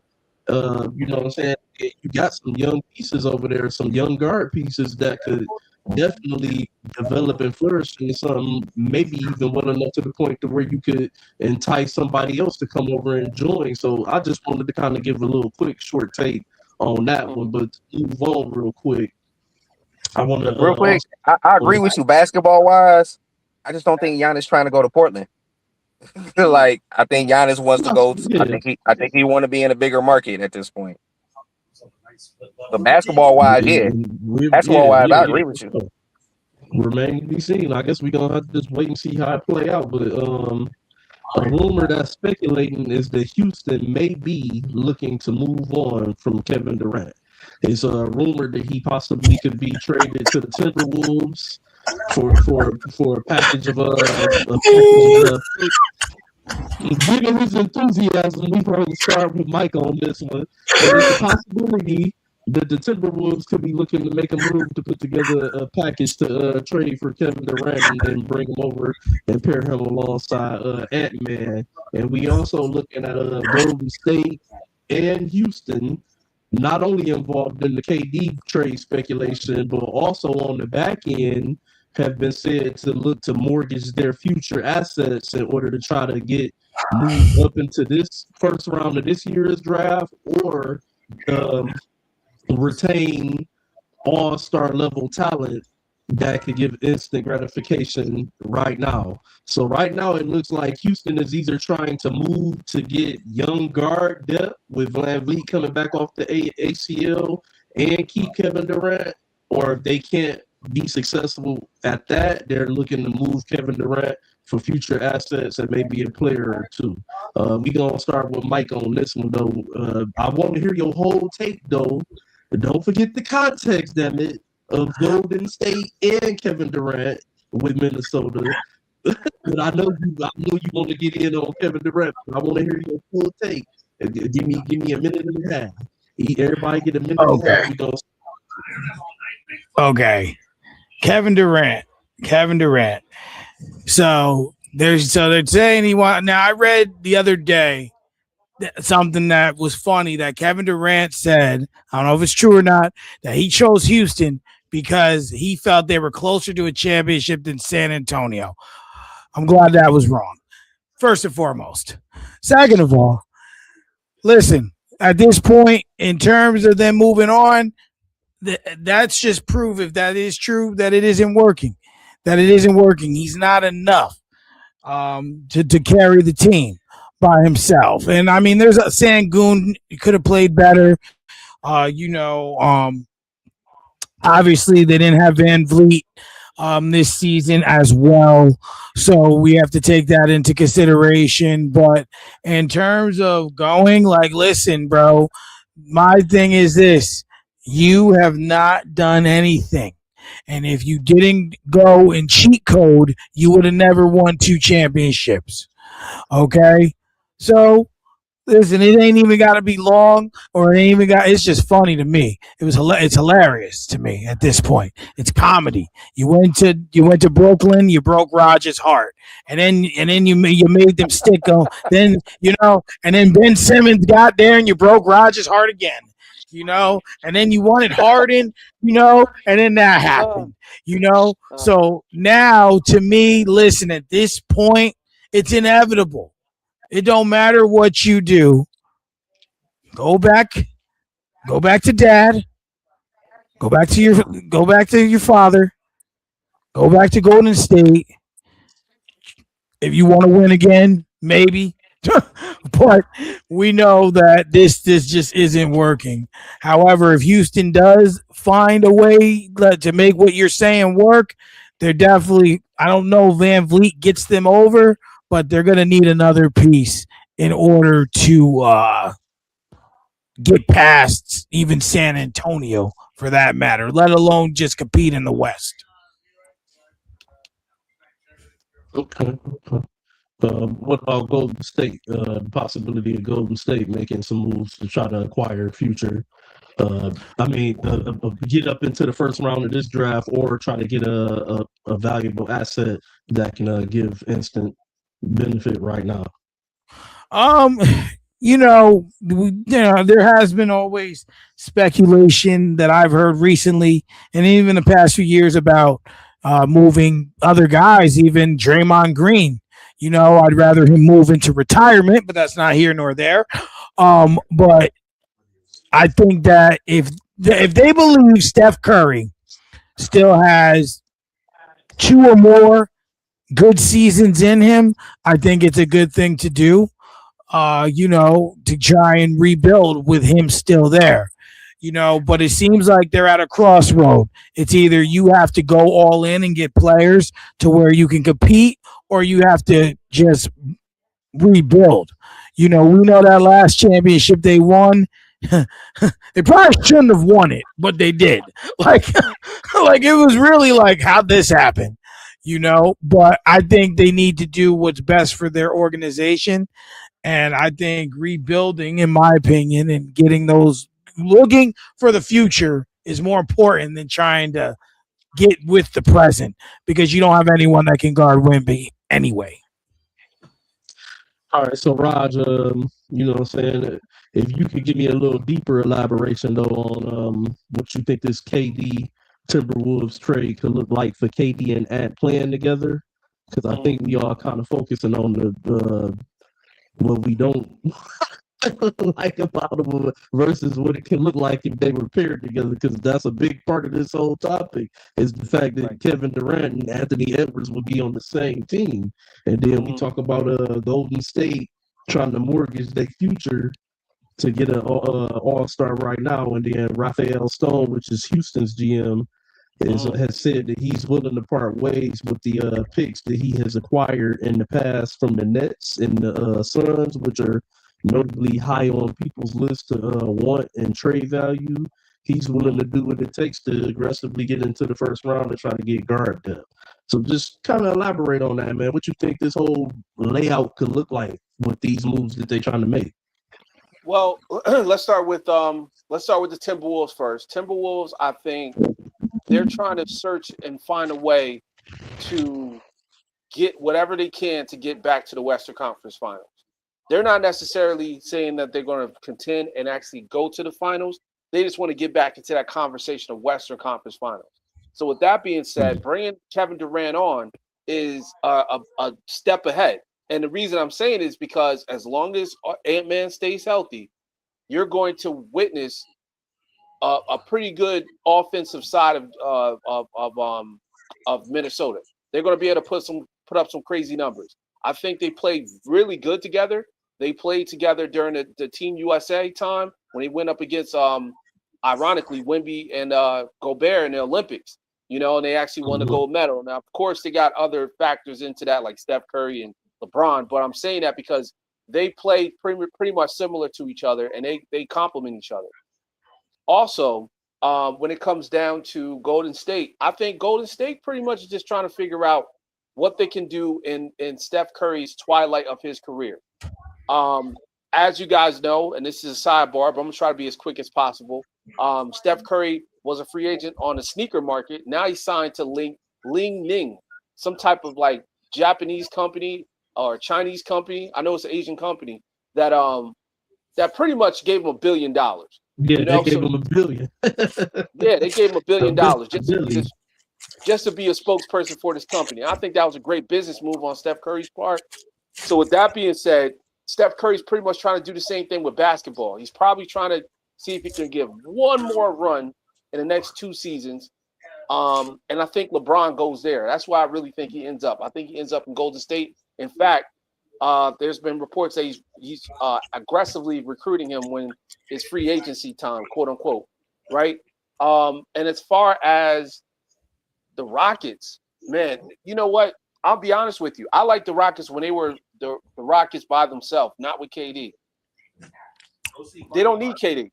They can figure it out on their own. I mean, Şengün, he plays well without KD. Jabari Smith, he plays better without KD. Real quick interjection, not to throw you off, but let's not forget that the pieces that they gave up to get KD are no longer there. So Which is a fact. KD, But I think I just want to throw that out there. No, and I'm glad you said that, because I think if you take a step back, you take 2 steps forward with this, because you can start building your young core to go up against Wemby and OKC. Those are your biggest threats in the West. OKC, because they're not going anywhere because they're youth, and then you got Wemby, who's also young with the Spurs. So you need to figure out, what can we do to stop these guys in the next 3 to 5 years? And the best way to do it is just build organically. Don't try to swing and get a home run. Just get some singles and possibly some doubles in there. You know what I'm saying? So I think that's the GM's approach, because I'm going to let you guys know, the West is locked. The West is locked for the next 3 to 5 years. So right now, what they need to do is have that mindset that this is like the Jordan era, and figure out how to build depth to go up against that type of mammoth. I hear you. All right, so we're going to get Will on this one too. I want to hear your elaboration on this one, bro. There's a lot to cover here, but if you can give it to us short and sweet. But KD Wolves, Golden State mortgage in the future, Houston wanting to part ways with KD and moving to the top to get a guard in the first round, willing to mortgage it all. To that you say what, man? It's a bunch of madness. Is it March? Golden State, I get it. You know what I mean? They trying to make the best out of Steph's last couple of years. Still trying to compete. Because when Steph is healthy, Steph is still one of the 10 or so best players in the NBA. So I get them trying to maximize that window. KD out of Houston. Shit, I was saying, I be saying about James Harden, how I ain't never seen another player with 2 completely different careers.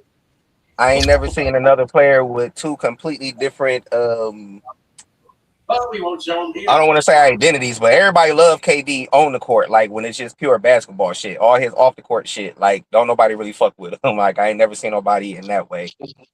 I kind of understand why Houston is ready to move on. Shit, we know KD is a nomad. Like KD just be like, yeah, I just want to hoop. So I don't think it's an issue for him.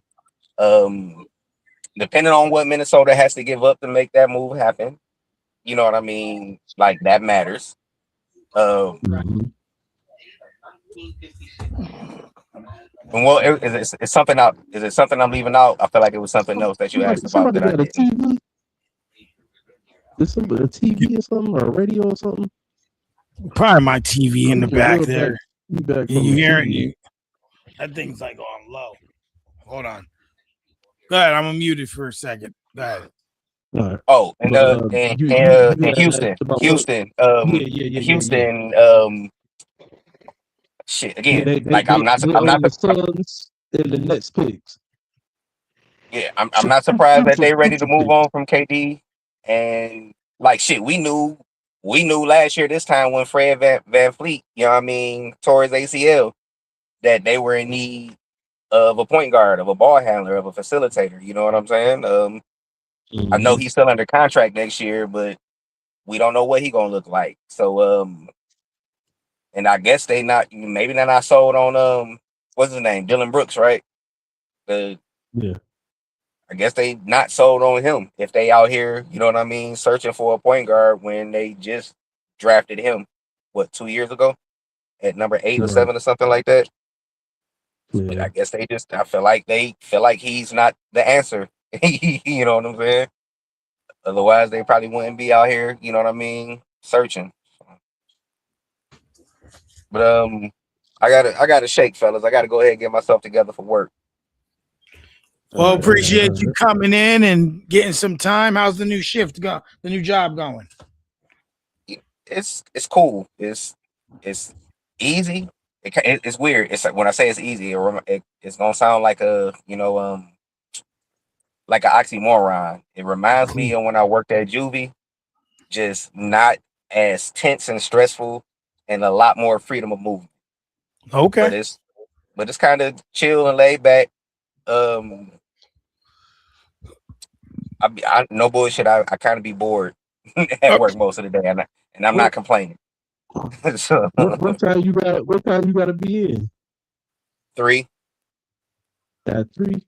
Yeah, if we make them quick, you got time for 2 more topics because that's all I had left.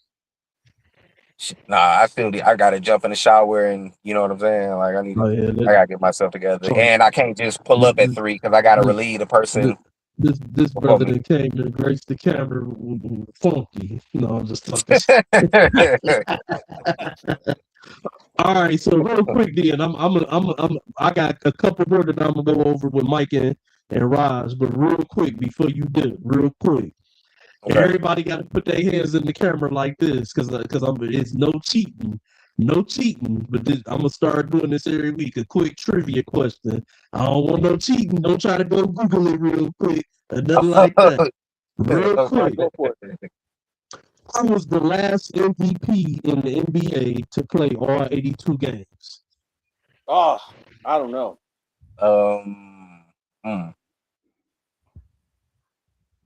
5, 4, Jordan. 3. Yeah. 2012 LeBron. 2012 LeBron. Kobe. Ding, ding, ding, ding, ding, ding, ding. Mike got it. Kobe Bryant. Okay. The year he won MVP, the last player to play all 82 games and win the MVP, Kobe Bryant. Okay. I'm gonna come up with another one for next week. So some I might switch it up and go NFL on y'all real quick. That was good. I just want to kind of throw that one out there. But sure. I got a couple more, man. But we appreciate you joining us for the time you could, brother. Hey. Most definitely, fellas. Be safe. All right, man. Y'all take it easy. Hey, Mike, how was your birthday, bro? It was good, man. Short-lived as always. I enjoyed it though, but it was short-lived, bro. Hey, I feel you. I know how it goes. Appreciate you asking. Most definitely, man. Y'all take it easy, fellas. All right, we'll see you soon. Be safe all right, now. Bro. Yep. All right, gentlemen. So we on the home stretch here. Just had a couple more things kind of with y'all real quick before we end it on out. The Wizards had the number 1 pick of this year's NBA draft, and it's been a lot of speculation going on as of recent with this pick. At first, it was a foregone conclusion that everybody was saying that they felt like AJ DeBosta was going to be the first overall pick. But now, all of a sudden, it's looking like people are speculating that the Wizards could possibly try to take Darren Peterson. And then they said their surprise move could be them going after the polished freshman out of Duke, Cam Boozer. So I kind of want to know what you guys think about this draft, because this is supposed to be a pretty deep draft.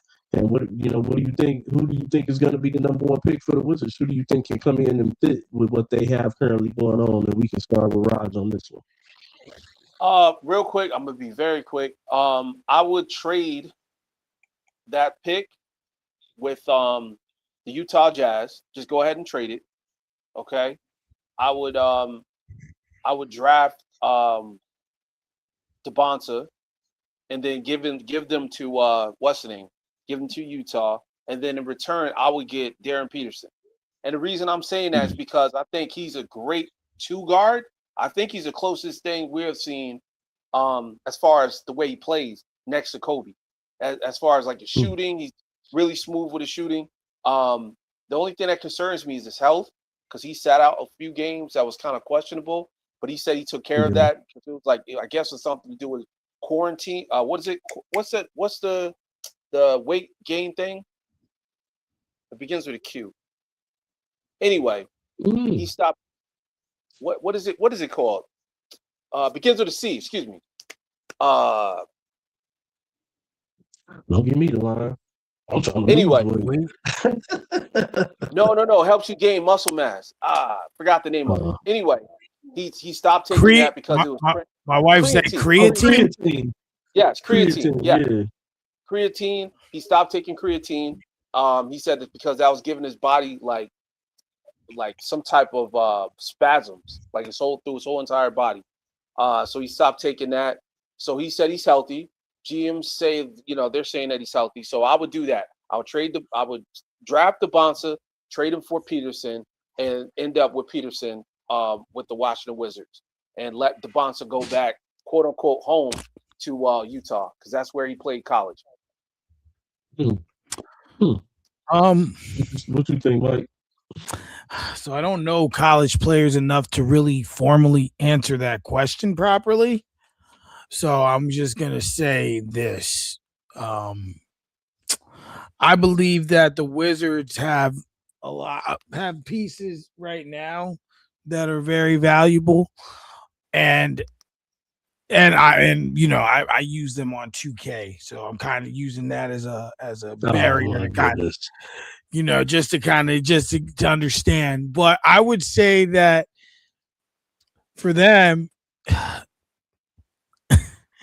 even so, no matter what they do, they're gonna need a big man because Anthony Davis gonna get hurt. That's a fact. I mean, it's just that simple to me. It's just really that simple to me because, he played 31 games this year, and then he got hurt, and then he got traded. And, Dallas at one point had said they wanted to see what Kyrie, Flag, and him look like together. And then they were like, nah, he ain't coming back. He hurt his pinky. Was it his pinky this time? Remember, he was like, ah. Oh my God, man! I haven't seen that. I haven't seen that nigga since in the Dallas uniform. But sad, man. I know I can't really. He's made of glass. He's made of glass. I can't answer it the way you asked it, but to me, no matter what they do, my opinion, get a big man because you relying on the duo with Trey and AD. I mean, Trey's had his injury, but I trust him more than AD. I mean, Raj don't call him always dinged for nothing.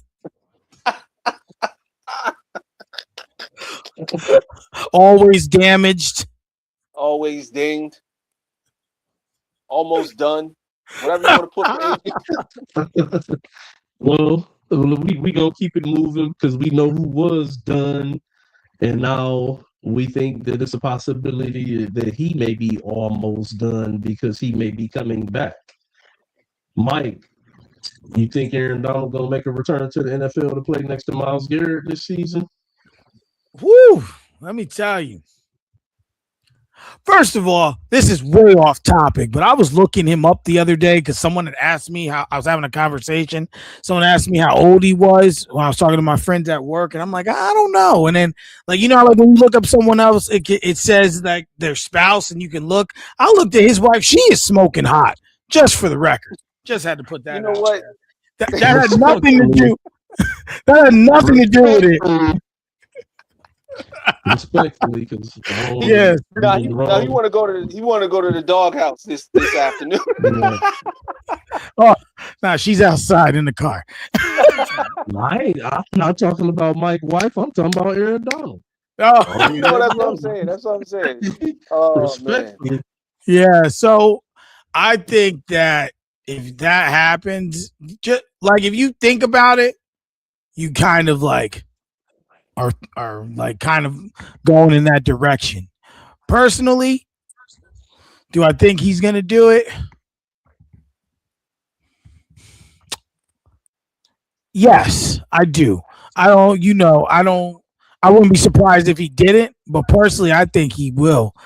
The Rams are really, and if they keeping Adams, you got Puka, Kyron Williams. And if you can get what you got out of Matt Stafford, he still can play. He still can ball. He's still in good shape.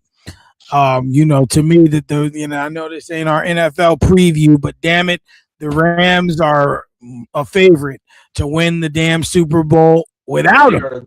Favorite. But if he returns and he can still do what he does, bro,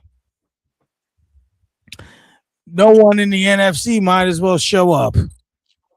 No one. Right.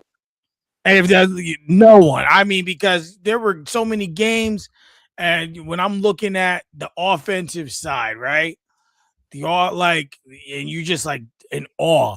But then, like, you know, people be like, well, the Seahawks, but those 3 games against the Seahawks that they played, like they were close games.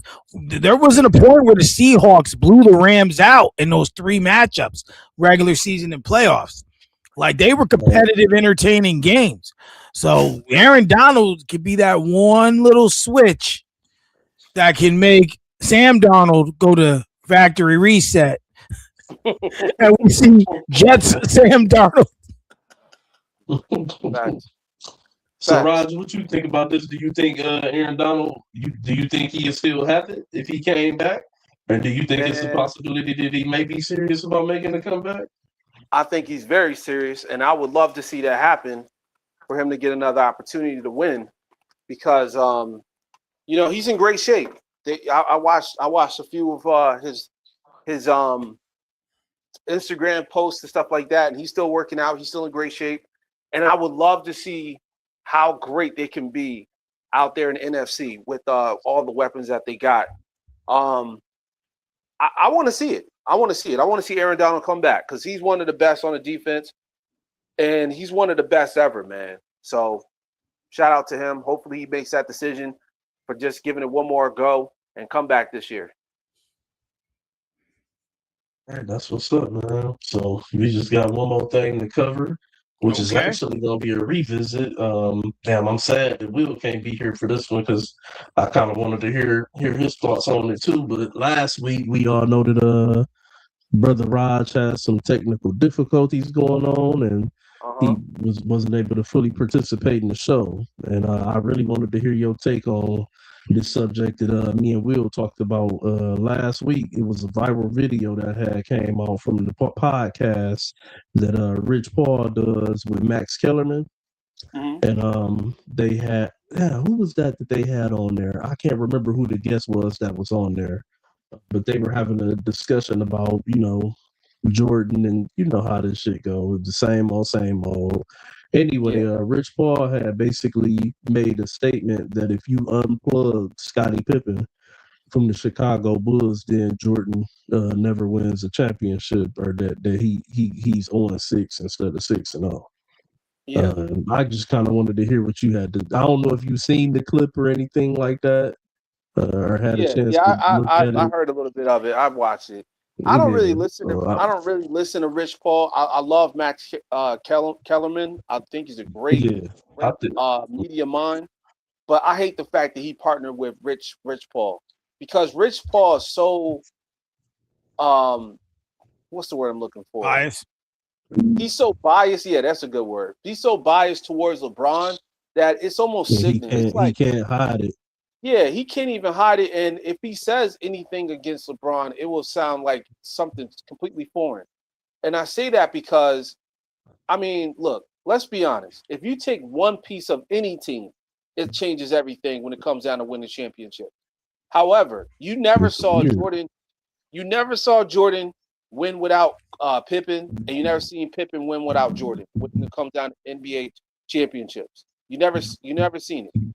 But one thing I will say is that we can't say if this and if that, because it doesn't work. It doesn't work like that. Everything happens for a reason. You know, they went out and they drafted Scottie Pippen because of that. They went out and picked up the pieces like, you know, Steve Kerr, B.J. Armstrong, you know, Luke Longley, you know, all these pieces. They picked up all these pieces to help Jordan win. And the same applies with LeBron. I don't get why he says this stuff. Like, none of this stuff applies with LeBron. Like, LeBron just shows up and they just win championships. LeBron played with more super teams than anybody I've ever saw in any sport. Any sport. You show me any sport. You show me how many superstars this man played with. He played with Hall of Fame legends. So, like I said, I just don't agree with that take. I don't agree with it, and I don't like it. I think he should talk about football or baseball. He shouldn't talk about basketball. The He's the only disqualified. the only thing I'm gonna say to you is like part of your take is right. The part of it, the only part that's kind of wrong is he's won a championship with every team he's been with. And I wouldn't say it's wrong, but it's We can't count the Lakers, man. I mean, listen, that's for interpretation. But at the end of the day, bro, the record book is gonna say in 2020 the Lakers won a championship, and I get it. Like you want to put an asterisk next to it. I could do the same thing for the Spurs in 2000. You could do the same. Wasn't there another lockout season? Yeah, they should call that shit the 99.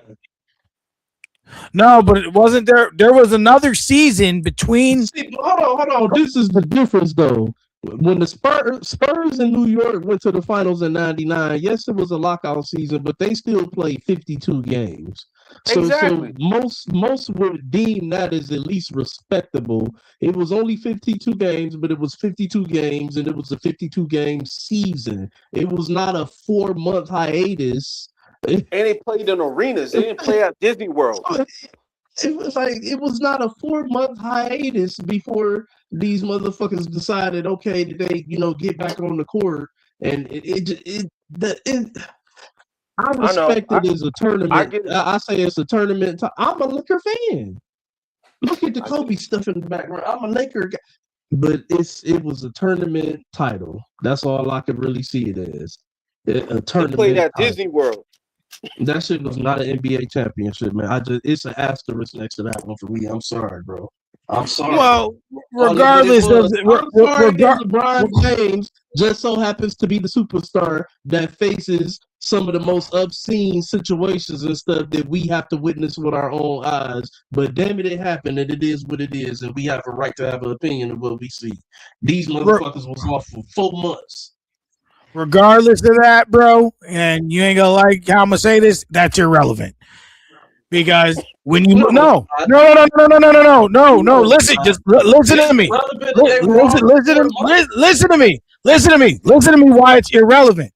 Because guess what? 20 years from now, when people are looking at the books and just looking at the sport, we can't go back to the 70s and say this, and this happened. All we can go is by what we saw or what we know, what we can read. But that's what I'm saying is the details surrounding it. No, it's not proving your point. That's going against your point because the details around it, people aren't going to care about. They're going to just see the Lakers won the championship. That's not true. That is true. That is true. My phone's about to die, but I gotta. That's not how the media work. I gotta say this, Mike, and my phone's about to die, but I gotta say this. I hear what you're saying, but when it's all said and done, we all know, including the media, that was an asterisk next to that championship. That should have never happened. Hold on. When it's said and done, how many rings LeBron got? Asterisk or not? Man, okay, he got 4 rings, but what I'm saying then it's irrelevant. The point is just to finish my take. The point is that to your point, he's won a championship regardless of how he's done it everywhere he's gone. I think in his mind, if he leaves, right, and he goes somewhere else, he ain't gonna win another one, and that's gonna hurt his legacy. I'm not saying that those factors aren't important, but when people look at it, including the media, well, especially Rich Paul, he ain't gonna bring none of that shit up. He won the championship, regardless. That's the way people are gonna see it. That's all. All right, I hear you. But I also know this, and I think Raj would agree with me. If this was Kevin Durant that had won that COVID championship, you would be arguing now about the relevancy that they took 4 months off before. And you know how I know that's true? You want to argue that Golden State 2 rings he got. Well, well, Well, what are you, the animal from the LLB? Wow. It depends. It depends on who's because that's the thing. Like remember when Kevin like Raj wouldn't have tried to move bars for Joker. Come on. Yeah, exactly. I'm not moving bars for him though. You would have been moving those goalposts for Joker, and you know it. The difference is Kevin Durant's a complete total bitch. That's the difference. Right?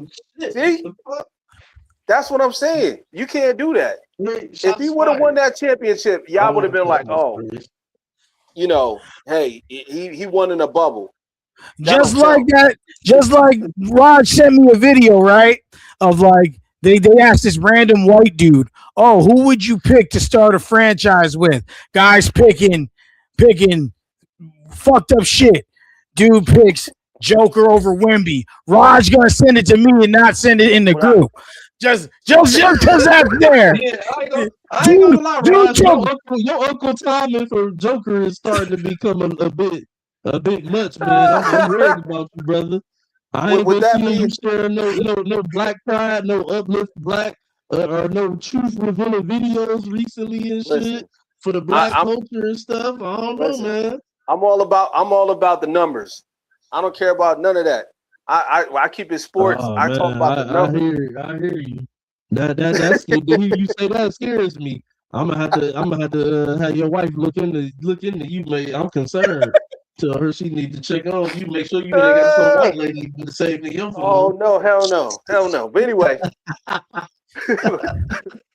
with that being said, guys, I got to run. My battery's on 1%. All right, guys. Anyway, man. But it has been a great show, fellas. We'll be back next week. Peace. Like, share, subscribe. We out. Yes. Peace.